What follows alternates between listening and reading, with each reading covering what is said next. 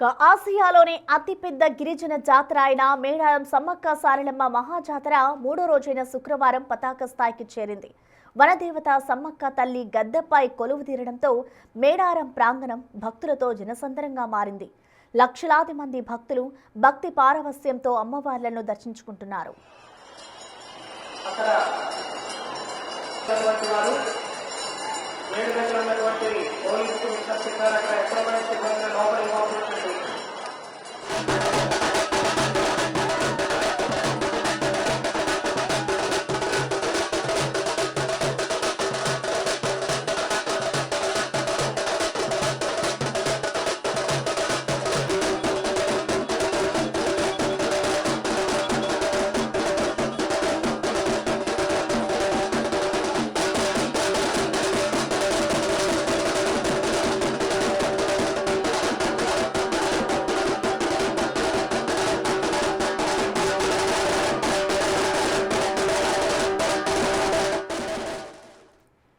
తెలంగాణ, ఆంధ్రప్రదేశ్, మహారాష్ట్ర, కర్ణాటక, ఛత్తీస్గఢ్తో సహా పలు రాష్ట్రాల నుంచి తరలివచ్చిన భక్తులతో మేడారం కిక్కిరిసిపోయింది.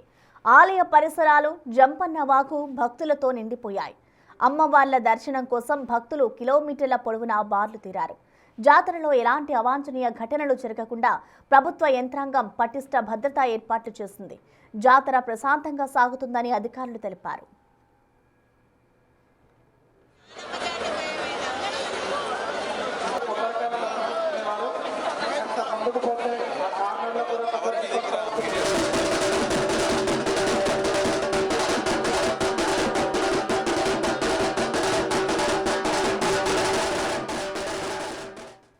మహాజాతరలో 4వ రోజైన ఇవాళ అత్యంత కీలకమైన ముగింపు ఘట్టం జరగనుంది.